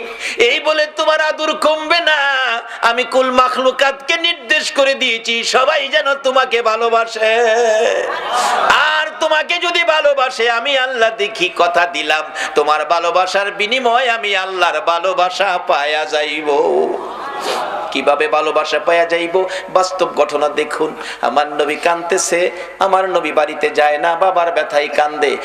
সঙ্গীরা খবর দিলেন আমেনার কাছে, আমেনা গো তোমার আদরের সন্তান ময়দানে দাঁড়াইয়া কান্দে, কি জানি ব্যথা আমাদের কাছে কয় না। দৌড়াইয়া যায় ডাকতেছে, বাবা গো এইভাবে কেন কান্দো, কে মারছে, কে দুঃখ দিছে বলো, তোমার দাদারে দিয়া শক্ত বিচার করাবো। আমার নবী কান্দে, শিশু নবী মা, কেউ মারে নাই, কেউ ব্যথা দেয় নাই, সবাই আমার সঙ্গীরা বাবার কোলে উঠে বাড়িতে গেল গো মা, আমার বাবা কই, আমি বাবার কোলে উঠবো, বাবার ব্যথায় কান্দি। আমেনাও চোখের পানি ছেড়ে দিলেন, বাবা গো তোমার বাবা নাই, বাবার কথা আমারে জিজ্ঞেস করো না, এই বাবার অভাব আমি পুরা করতে পারবো না। যখন কোথাও পারলো না বাবার অভাব পুরা করতো, নিজেই তালাশে বেরিয়ে গেলেন, বাবারে কোথায় পাবো। মরুভূমির উঁচু পাহাড়ের উপরে উঠে মক্কা নগরীতে চারদিক ঘুরে ঘুরে হাত বাড়াইয়া ডাকে, বাবা বাবা তুমি কই গো, একবার আসো না, তোমার শিশু মুহাম্মদ রে কোলে নাও না। কে নিবে? নাই নবীর বাবা মদিনার মাটিতে চির ঘুমিয়াছে। আবু জাহেল কোত্থেকে যেন আসতেছিল, একটা বাচ্চার কান্না শোনা যায় পাহাড়ের উপর। আবু জাহেল গোড়ার থেকে নাইমা যাইয়া দেখে বাতিজা মুহাম্মদ, বাবা এখানে কান্দো, একটু পরে বাঘ ভাল্লুক বেরিয়ে আসবে, তোমাকে খেয়ে ফেলবে, তাড়াতাড়ি চলো বাবা, তাড়াতাড়ি চলো। নিচে নামাইয়া গোড়ার পিছনে বসাইয়া আবু জাহেল সামনে বসে গোড়াকে চাবুক মারতেছে, গোড়া রে বিপদ হবে তোর, বিপদ হবে আমার, বিপদ হবে আমার ভাতিজার, তাড়াতাড়ি চল, তাড়াতাড়ি চল, আমিনার কাছে পৌঁছে দেই। আবু জাহেল এত জোরে মারতেছে, গোড়া তো বসার থেকে উঠে না। মাঝে মাঝে কিতাব লেখে সামনের দুইটা পাও আকাশের দিকে বাড়াইয়া ডাকে, মাবুদ তোমার বন্ধুরে পিছে বসাইয়া আবু জাহেল আমারে মারে, প্রভু গো কথা দিলাম মার খাইতে খাইতে জীবন দিব গো, তোমার বন্ধুর সামনে না নিলে আমি যাব না। আমার নবীর ভালোবাসায় চারি পায়া জানোয়ার গোরা যখন এইভাবে নবীর ভালোবাসায় ব্যথায় বেদিত হয়েছে, আবু জাহেল মারতে মারতে সমস্ত শরীর রক্তাক্ত করে ফেলেছে, কয়েক জায়গার চামড়া ফাইটা রক্ত জমিনে পড়তেছে। অবশেষে আবু জাহেল বিরক্ত হইয়া ডাকতেছে, গোরা রে এত আদর করি, এত কথা শুনস, আজকে কেন উঠতেছস না, এত মার খাইতেছস? গোরা ডাকতেছে, প্রভু গো তোমার নবীর ভালোবাসায় হাত বাড়াইলাম, আমার জবান খুলে দাও না গো বন্ধু। আমার আল্লাহ বলেন, গোরা রে আমার বন্ধুর ভালোবাসায় গেলি, আমার ভালোবাসা পাইলি, যা যা মানুষের মতো কথা বলার অধিকার দিয়ে দিলাম। একটা চারি পায়া জানোয়ার যদি নবীর ভালোবাসায় গেলে আল্লাহর ভালোবাসা পাইয়া মানুষের মতো কথা বলার অধিকার পায়, বলুন এই নবীর পক্ষে যাইয়া নবীর কথা মানলে, নবীর ভালোবাসা দিলে আমার আল্লাহর ভালোবাসা আমরা পাইব কিনা? নবীজি ডাকতেছে, আমি দেখি আমার চাচা আবু জাহেল এত মায়ের মারলো, গোরা অবশেষে মানুষের মতো কথা বলতেছে, এরে আবু জাহেল তোর কি মায়া না, আর কত আমারে মারবি, তাহলে তুই ওটা বসার থেকে উঠোস না কেন? গোরা ডাকতেছে, আবু জাহেল রে না ওটার কারণ হলো পিছনে যারে বসাইছো ইনি হলেন রাহমাতাল লিল আলামিন, সকল সৃষ্টির জন্য যেই নবী করুণা, যেই নবী রহমত, এই নবীরে পিছে বসাইয়া তুমি সামনে বসে বেয়াদবি করবা, আমি গোরা মার খাইয়া জীবন দিব, আমি বসার থেকে উঠবো না। আমার নবী পিছনে বসে আছে, তুমি সামনে বসে থাকবা, আমি চলতে পারি না, জলদি করে সামনে আনো নবীকে, তাহলে আমি সামনে চলবো। আবু জাহেল কই, বাতিজা বাজান সামনে আইও। নবীজির সামনে বসাইছে, গোরা চলছে নবীর ভালোবাসায়, গোরা আল্লাহর ভালোবাসা পাইয়া মানুষের কথা বলার অধিকার পাইল। বাড়িতে পৌঁছে দিলে মা আমেনার কাছে, আমেনা তোমার ছেলেরে বাগে খাইতো, আমি যদি না দেখতাম। আমেনা মুস্কি মুস্কি হাসি, আবু জাহেল আমার এই ছেলের বাগে খাওয়ার সাহস কেমনে জানো তুমি? আমি জানি কেমনে, যেদিন আমার এই সন্তান পেটে ছিল এদিন জঙ্গলার বাঘ এসে আমারে সালাম করে আমারে খবর জানায় গেছে। আমেনা গো তোমার কপাল ধন্য, তোমার পেটে রাহমাতাল লিল আলামিন। যেই নবী পেটে থাকলে বাঘে সালাম করে, এই নবীরে বাঘে খাইতে পারে না। নবীরে খাইবো দূরের কথা, নবীর উম্মতেরাই তো সালাম করে, গাউসে পাকের সালাম করে গেছে, গাউসে পাকের সালাম করে গেছে, খাইতে করতে সালাম করিতে কুলফানা। আমেনা কয় আমার ছেলেরে বাগে খাইতো না। আপনাদের মন কি নবীরে বাগে খাইবো? আল্লাহু আকবার। এই নবীর উম্মত আপনারা বাগে খাইতো, এই সাহস বাগে রয়েছে না। আর মশাই ফাইলে আমরা ছাড়ে না, চট্টগ্রাম মশাই কামড়া কারেন্ট না থাকলে দেখেন ঘুমাইলে মশা যে কি খুশি হয়, আইসা খানের কাছে গান কয়, বন্ধু ঘুমাইছো? ও গুণের বন্ধু, গুনগুনা গুনগুন, গোমাও বন্ধু বালকেরা ইঞ্জেকশন বা হরতাছে। দেখে দেখে সব বিপদ থেকে বাঁচার একটাই উপায়, মা বাবার দোয়া নেন, নবীর ভালোবাসা দেন, অলিগণের পক্ষ নেন। অলিগণের পক্ষে বিপদ উদ্ধার কিভাবে? একটা বাস্তব ঘটনা, যেটা সকল দলের আলেমের একমত, যারা অলির পক্ষে আসতে রাজি না হেরা ওইটার মধ্যে একমত। সেই ঘটনাটা কি? হাজী আমদাদুল্লাহ মুহাজির মক্কি, তার জীবনী। হাজী আল্লাহর ওলি, নবীর আশেক, নবী প্রেমিক আল্লাহর ওলি হাজী আমদাদুল্লাহ মুহাজির মক্কির জীবনী। এক লোকের বাচ্চা হারিয়ে গেছে, ছেলে বাচ্চা খুঁজে পাইতেছে না, মা বাবা অসহায়, কি যে কান্না, ছেলে নাই, ছেলে পায় না। অবশেষে কে যেন বললেন, আরে আল্লাহর ওলির কাছে যাও না, অন্ত ওলির কাছে গেলেই ফতোয়া আইবো, শিরিক শিরিক, ওলিরা কি দিব, ওলিরা তো মরে গেছে।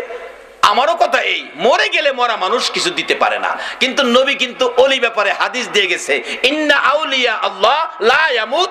রাসূল বলছে ওলিরা কখনো মরে না, আর মরা মানুষ কিছু দিতে পারে না, এতে আমিও একমত। কিন্তু রাসূল বলছে আল্লাহর ওলিরা মরে না, তাইলে ওলিরা কিছু দেওয়ার ক্ষমতা আছে। মরে গেলে তুমি মরে গেছো, ওলিরা মরে নাই, রাসূল বলেছে। হাজী আমদাদুল্লাহ মুহাজির মক্কি, সংক্ষেপ করতেছি, রাত্র বেশি হয়ে গেছে। হাজী আমদাদুল্লাহ মুহাজির মক্কি বসে আছে, আল্লাহর ওলির ফায়ে পড়ে গেছে। মা বাবা, হুজুর আমার বাচ্চাটা হারিয়ে গেছে, পাই না, বেঁচে আছে কিনা, থাকলে কই আছে, এই খবরটা পাইলেও মনটারে বুঝাইতাম।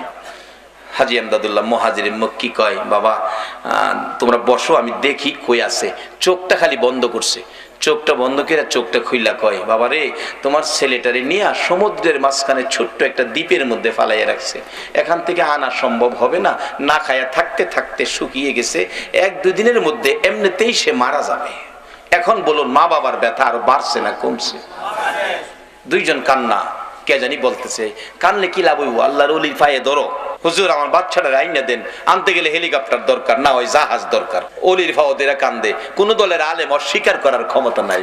অলির ক্ষমতা কত দেখেন, বেলায়েতের হাত শুধু এই জায়গায় নয়, তারা প্রয়োজন হলে এই জমিন থেকে বেলায়েতের হাত বাড়িয়ে দিয়ে আল্লাহর আরশ পর্যন্ত ধরার ক্ষমতা রাখে। হাজী আমদাদুল্লাহ মুহাজির মক্কি পায়ে পড়ে কাঁদতেছে, মা বাবা, হুজুর আমার বাচ্চাটা আইনা দেন, আর সহ্য করতে পারি না হুজুর, আজকে বেশ কিছু দিন যাবত বাচ্চা হারা। এবার হাজী আমদাদুল্লাহ মুহাজির মক্কি বলতেছেন, বাবা আচ্ছা একটু বসো।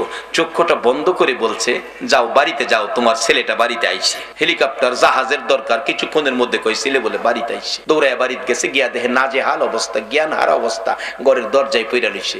মা বাবা কুলে নিয়ে গোসল দিয়ে কিছু নাস্তা পানি খাওয়ায় কিছুটা সুস্থ হইলে বলতেছে, বাবা চলো, যে হুজুরের দোয়াই তোমারে পাইছি, হুজুরটারে দেখায় নিয়ে আসি।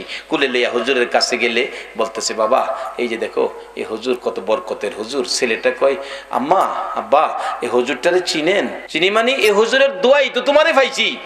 বাবা দোয়াই না তো, এই হুজুরটা কি করছে আপনি তো দেখেন নাই। এই হুজুরটা না সমুদ্রের কিনারে দাঁড়াইছে, সমুদ্রের কিনার থেকে 2টা হাত ওই সমুদ্রের দ্বীপের মাঝখানে বাড়াইয়া দিছে। সমুদ্রের এপার থেকে দ্বীপের মাঝখানে হাত বাড়াইয়া আমাকে কুলে উঠাইয়া, টান দিয়া উঠাইয়া নিয়ে আইছে। এটা বেলায়েতের হাত। এই হাত যেদিন আবার সমাজে বেরিয়ে যাবে, সকল বেজাল সমাজ থেকে দূর হয়ে যাবে ইনশাআল্লাহ। কিন্তু অলিরা এখন সমাজে আসতে চায় না কেন?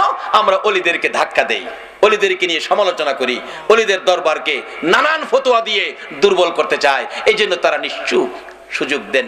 অলিদের হাত, বেলায়েতের হাত বড় শক্ত হাত, যে হাতটা লম্বা হইতে হইতে সোনার মদিনায় যায়, যে হাতটা লম্বা হইতে হইতে আল্লাহর আরশ পর্যন্ত যায়। যা কিছু চাবেন তাই পাবেন, অলির হাতের মাধ্যমে হাতটা বাড়ান।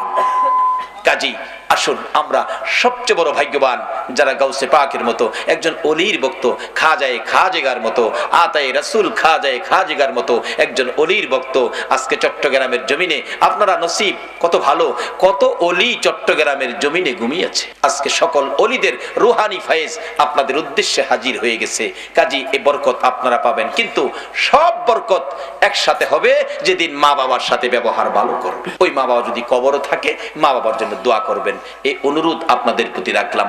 নবী নিজেও বাবার ব্যথায় মদিনায় গিয়ে মায়ের সামনে কাঁদছিলেন। আল্লাহ বলছে, বন্ধু বাবার কবরে এসে কাঁদতেছো, কথা দিলাম তোমার উম্মতেরা যদি এইভাবে বাবার কবরে কান্দে, আমি কথা দিলাম এই কান্নার সাথে সেই কান্না মিলায়া আমি তার বাবাকে মাফ করে দিব। মাকে নিয়ে আবার মদিনায় থেকে মক্কায় ফিরে আসবে। আবুয়া নামক স্থানে মা অসুস্থ। মা বলছে, বাবা মুহাম্মদ আমার বুকে আয়। মন কয় আমি বাঁচবো না বাবা। আমার নবী কান্দে, মাগো বাবার ব্যথা কলিজার থেকে সরাইতে পারি না, তুমি যদি চলে যাও গো মা, কেমনে আমি শান্তিতে থাকবো, কেমনে এই ব্যথা আমি অন্তর থেকে সরাবো। কিছুক্ষণের মধ্যে আমার নবীর মা সন্তান দুই গালে চুমাইয়া চুমাইয়া বিদায় হয়ে গেছে। দাফন করে আবুয়া নামক স্থানে উম্মে আইমানের কুলে উঠে কাদের উপর গাট্টা ফালাইয়া নবী কান্দে, উম্মে আইমান গো, আমার মা নাই, আমার বাবা নাই, মক্কা নগরে আমারে কে মায়া করবে, কে আমারে আদর করবে। উম্মে আইমান বলছে, মুহাম্মদ আমি কথা দিলাম গো, যতদিন বেঁচে থাকি আমি তোমার পাশে মায়ের কাজ করে যাব। আমার নবী মায়ের কবরের পাশেও কাঁদলে আমার আল্লাহ বলেন, বন্ধু গো, যেইভাবে তুমি মায়ের কবরের পাশে কাঁদছো, এইভাবে তোমার উম্মতেরা যদি মায়ের কবরে যাইয়া কান্দে, তোমার চোখের পানির সাথে তাদের চোখের পানি মিলাইয়া তোমার কান্নার বিনিময়, তোমার কান্নার বরকতে ওই মায়ের কবর জান্নাতের বাগান বানাইয়া দিব। নবীজি শুধু বলে নাই, বাবার কবরে কাঁদছেন, মায়ের কবরে কান্দা উম্মতের শিক্ষা দিয়ে গেছেন প্র্যাকটিক্যালি। মা বাবার কবরে যাইতে হবে, পশ্চিম পাশে দাঁড়াবেন, কিছুক্ষণ চুপ করে থাকবেন, মা বাবা মন ভরে দেখে, কিছু জানেন না জানেন দোয়া কইরা হাত বাড়াই দিবেন, কিচ্ছু জানেন না তবু দুইটা হাত বাড়াই দিবেন, আল্লাহ আমি কিচ্ছু জানি না, মা বাবা আমরা লাগে দুনিয়াত কষ্ট করছে, আমার মারে কবরে কষ্ট দিও না, যদি অপরাধ থাকে আমি সন্তান ক্ষমা চাইছি, ক্ষমা করে দাও। যদি কিচ্ছু না জানেন একজন আলেম নাইবে নবী কবরের সাথে এই কবরে নিয়ে যাবেন, পাশে নিয়ে দোয়া করাবেন। আর যদি সেই ক্ষমতা না থাকে, কারণ একজন আলেম নিলে তো কিছু হাদিয়া সম্মান স্বরূপ দিতে হবে, যদি সেই ক্ষমতা না থাকে আপনি নিজেই যান কবরে, 11 বার বিসমিল্লাহ শরীফ পড়ে, আর কিছু লাগবে না, 11 বার বিসমিল্লাহ শরীফ পড়ে। নবীর হাদিস, এক কবরে নবীজি দেখতেছে সাহাবা উম্মতের কবরে আযাব, রাসূল বলেন, প্রভু গো আমি কেমনে সহ্য করব উম্মতের কবরে আযাব। জিবরাইল আইকে, হুজুর আল্লাহ পাঠাইছে 11 বার বিসমিল্লাহ পড়ে দোয়া করে দিতেন। নবীজি 11 বার বিসমিল্লাহ পড়ে হাত বাড়াইছে, দেখে হাতের ফাঁকে 11 জন বেহেশতি হুর কবরে ঢুকতেছে। রাসূল বলেন, এই হুরের সর্দার কি ব্যাপার, তোমরা আসছো, দাঁড়াও, কি ঘটনা, এখন এসে গেছো? হুজুর আপনি যে 11 বার বিসমিল্লাহ পড়ে দোয়া করছেন, এর বরকতে তারকে জীবনের তরে মাফ করে দেওয়া হয়েছে, এর বরকতে 11 জন হুর বাজেট হয়েছে, কিয়ামত পর্যন্ত তার কবরে তারে খেদমত করা হবে। 11 বার বিসমিল্লাহ শরীফ, এর চেয়ে সহজ তো আর কিছু নাই। তাহলে মা বাবার কবরে যাবেন, অলিগণের পক্ষে থাকবেন, এই অনুরোধ আপনাদের প্রতি রেখে আমি আমার আলোচনা, আমি অসুস্থ, আসলে বেশি অসুস্থ, আজকের জন্য এখানেই শেষ করে দিলাম। আসুন একটু দুরূদ ও সালাম মদিনা পাঠাইয়া আপনাদেরকে নিয়ে দোয়া করে, ইয়া নবী সালাম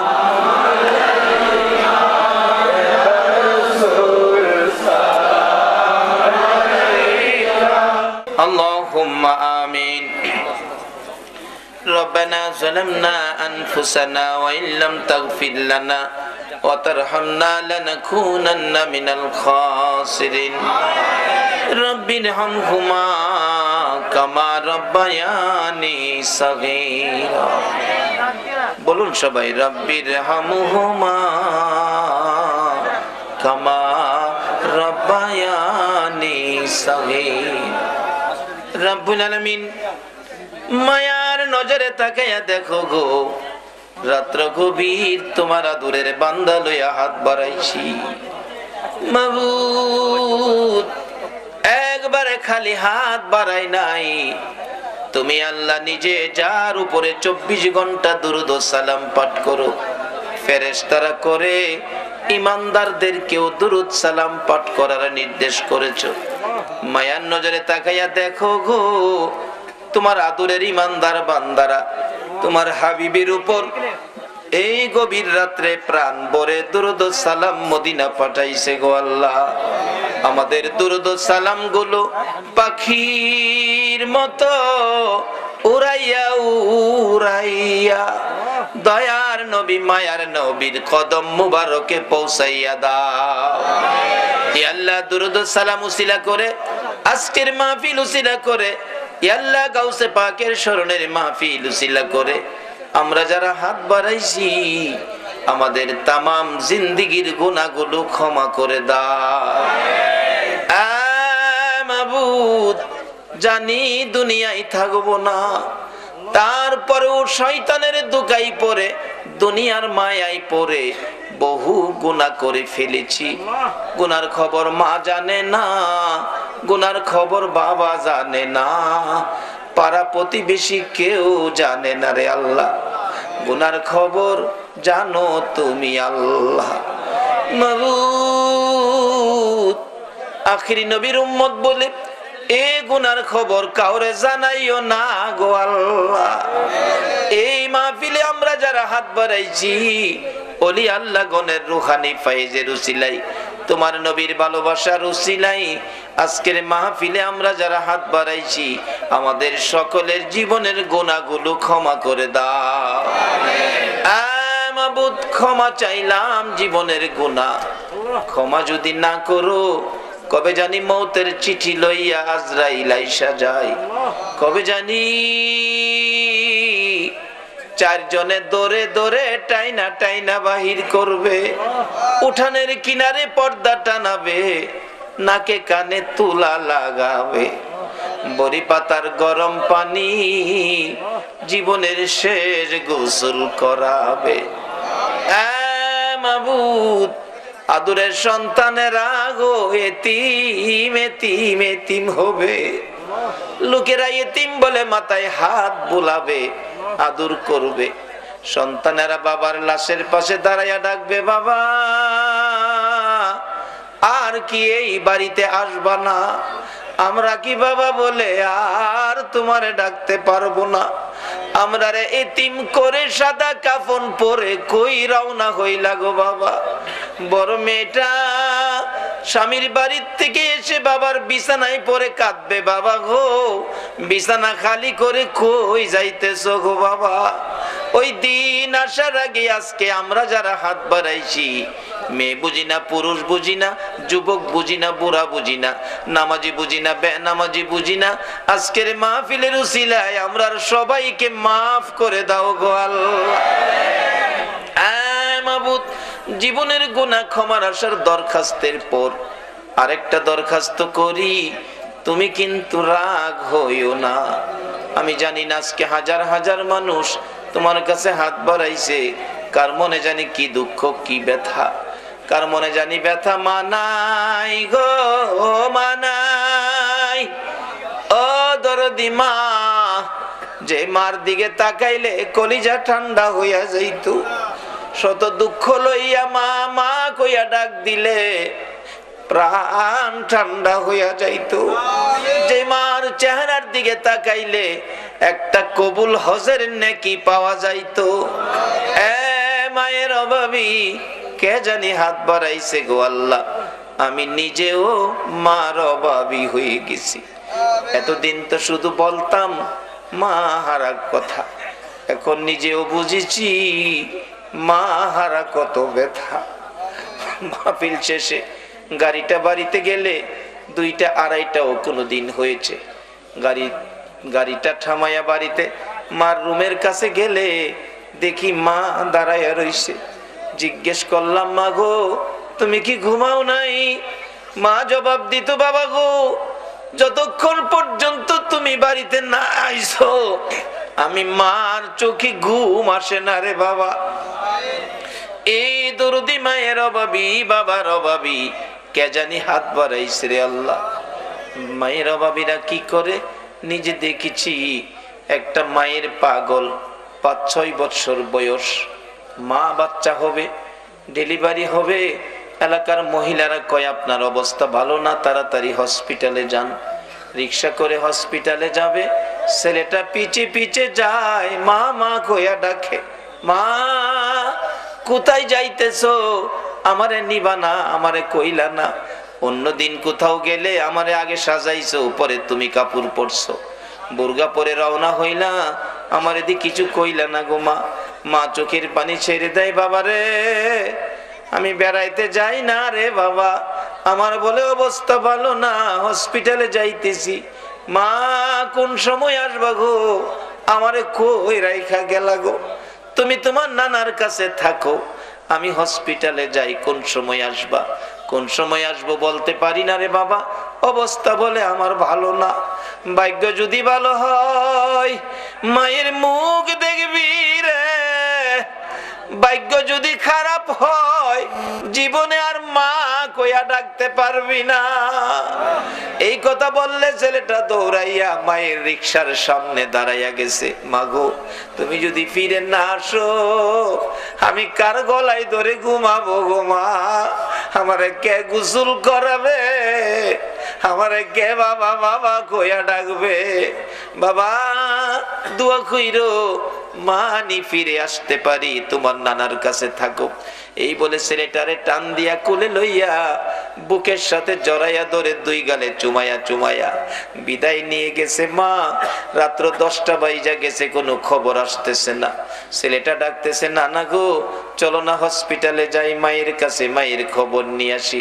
নানা বলেন এত রাত্রে যাওয়ার রাস্তা নাই, সকালে যাবো। ভাই ঘুমাও, তুমি ঘুমাও।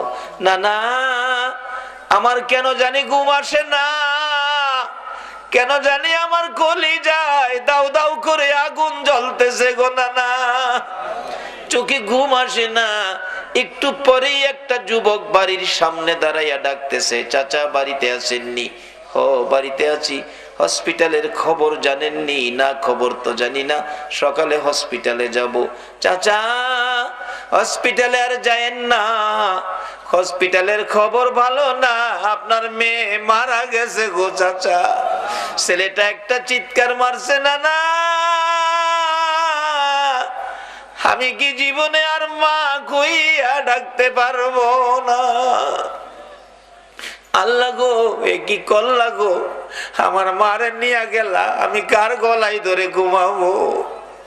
লাশটা বাড়িতে আনলো, ছেলেটারে দেখাইলো না, ভয় পাবে বলে না দেখাইয়া দাফন করে ফেলেছে। রমজান পার হয়ে যাইতেছিল, ঈদের দিন সকালবেলা ছেলেটা শুধু কান্দে। নানা তার মা যে মারা গেছে কবরে নেয় না, লাশটাও দেখাইলো না। জিজ্ঞেস করলে কই তোমার মা হসপিটালে আছে, তোমার মা বেড়াইতে গেছে। ঈদের দিন ছেলেটা কাঁদতেছে, নানা গো কত ছেলে রে মা গোসল করাইতেছে গো, আমার মা আজকে ঈদের দিন কোথায় রইল গো? আমারে কি গোসল করাবে না গো নানা? ছেলে কান্না শুনে দৌড়াইয়া বাবা আইছে, আয় আমি তোরে গোসল করাবো। ছেলেটা কান্দে, বাবা গো তুমি না, আম্মু গোসল করাবে, তুমি তোয়ালে দিয়ে আমার শরীরটা মুছে দিবে, আমার আম্মু আমার পায়জামা পাঞ্জাবি পরাবে, আমি মার পায়ে সালাম করব, তোমার আঙ্গুলে ধরে ঈদগায় যাবো গো বাবা। মনের আশা যেন মনে রইল, আর যেন পুরা হবে না। বাবা ডাকতেছে, না না তোমার আম্মু এখন আসবে না, চলো আমার আঙ্গুলে ধরে ঈদগায় যাবে, গোসল করাই, জামা পরো, সেমাই খাও। ছেলেটা কান্দে, না মার হাতে গোসল করব, মার কাছে আগে যাব, তারপরে সেমাই খাবো, তারপরে ঈদের জামা পরবো। বাবা কান্দে, মাবুদ গো আমি কি দিয়া বুঝাইব গো, চলো তোমার মার কাছে লইয়া যাই। যাইতে যাইতে ঈদগার সামনে কবরস্থান, কবরস্থানের ভিতরে ঢুকে নতুন কবরের পাশে যাইয়া দাঁড়াইয়া ডাকতেছে, রে আদরের সন্তান, এই কবরে তোর মা ঘুমাইছে, ডাক দে রে দেখি তোরে নি গোসল করাইয়া দিয়া যায়। বাচ্চাটা কাঁদতে কাঁদতে মা মা বলে মায়ের কবরে পড়ে গেছে। অবশেষে বাবা ডাকতেছে, হে বাচ্চার মা এত নিষ্ঠুর কেমনে হইলা গো? এত কান্দা ছেলেটা কাঁদলো আর ডাকলো, একবারও ছেলেটারে আদর করে দিলা না। এই মাহারা মায়ের অভাবী, মায়ের ব্যথা ব্যতীত কে জানি হাত বাড়াইছে রে আল্লাহ। যার বাবা নাই বাবার ব্যথা লইয়া কে জানি হাত বাড়াইছে গো। আর দেরি করো না গো আল্লাহ, এই মুহূর্তে ওই সকল মা বাবার কবর জান্নাতের বাগান বানাইয়া দাও। আল্লাহ মা বাবা যার দুনিয়াতে আছে হায়াত বাড়িয়ে দাও, মা বাবা কেমন জিনিস বুঝার তৌফিক ছেলে মেয়েদেরকে দান করে দাও। আল্লাহ খাস করে দাদা দাদি নানা নানি শ্বশুর শাশুড়ি আলী আওলাদ বংশধর মই মুরব্বী পাড়া প্রতিবেশী খানদানবাসী মহব্বতী এই এলাকার জমিনের নিচে সারা চট্টগ্রামের জমিনের নিচে যত মুমিন মুমিনাত ঘুমিয়ে আছে সকলের কবর জান্নাতের বাগান বানাইয়া দাও রে জান্নাতের মালিক। খাস করে আজকের মাহফিলের আয়োজন যারা করেছে এই যুবকদের বংশধর মই মুরব্বী যারা কবরে গো সকলের কবর জান্নাতের বাগান বানাইয়া দাও। আল্লাহ খাস করে আমাদের মধ্যে যারা বিমার শেফা করে দাও। আমি নিজে অসুস্থ, আরেকজন চক্ষু অপারেশন করবে শুনলাম, আল্লাহ গো আমাকে সহ চক্ষু অপারেশনকারী সহ সকল বিমারিকে শেফা করে নেক হায়াত বাড়াইয়া দাও। আমাদের মধ্যে যারা অভাবী অভাব দূর করে দাও। আমাদের মধ্যে যারা নামাজি নামাজ কবুল করে লও, যারা নামাজ পড়ে না নামাজের বুঝ দান করে দাও, যারা ব্যবসা করে ব্যবসায় বরকত দাও, যারা চাকরি করে পদোন্নতি দান করে দাও। আল্লাহ যারা বিদেশ থাকে সকল বিদেশীদেরকে হেফাজতে রাখো গো আল্লাহ। যারা বিদেশ যাবে তাদের মনের আশা পুরা করে দাও গো আল্লাহ। আল্লাহ খাস করে জনাব শফিউল আলম মাওলানা শফিউল আলম নিজামীকে আল্লাহ গো তুমি সুস্থ করে নেক হায়াত বাড়াইয়া দাও। তোমার নবীর আশিকগণকে যদি তুমি সাহায্য না করো তোমার নবীর শান মান কে গাইবো গো আল্লাহ। আল্লাহ সুস্থ করে নেক হায়াত বাড়াইয়া দাও।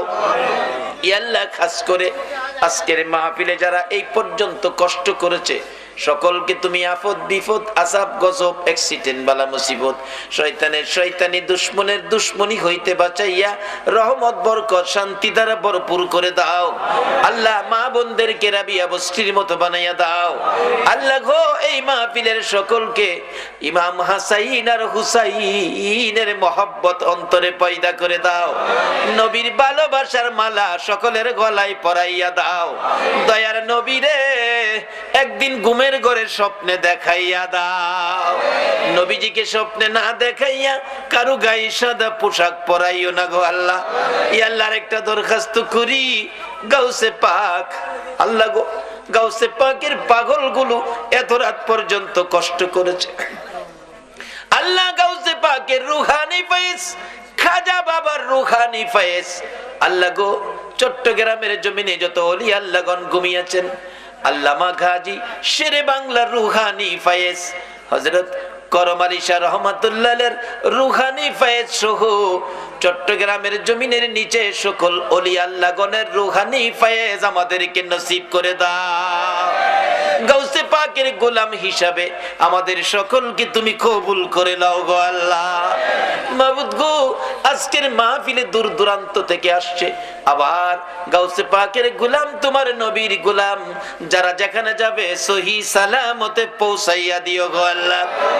আল্লাহ হযরত করম আলী শাহ রহমাতুল্লাহ আলাইহির স্মৃতি সংগঠন এই যুবকদের সংগঠন তোমার মায়ের হাতে দিয়ে গেলাম। কিয়ামত পর্যন্ত এই সংগঠনের পক্ষ থেকে এই মাহফিল তুমি কায়েম রাখো গো আল্লাহ। এই যুবকদেরকে বেশি বেশি করে নেক হায়াত বাড়াইয়া দাও গো আল্লাহ। মাবুদ গো যতগুলো দরখাস্ত করলাম মাহফিলের উসিলাই দুরুদ ও সালামের উসিলাই গাউসে পাকের রুহানি ফয়েজের উসিলাই সবগুলো তুমি কবুল আর মঞ্জুর করো গো আল্লাহ। ওয়া সাল্লাল্লাহু তাআলা আলা খায়রি খালকিহি মুহাম্মাদিন ওয়া আলা আলিহি ওয়া আসহাবিহি আজমাইন বিহাক্কি লা ইলাহা ইল্লাল্লাহু মুহাম্মাদুর রাসূল।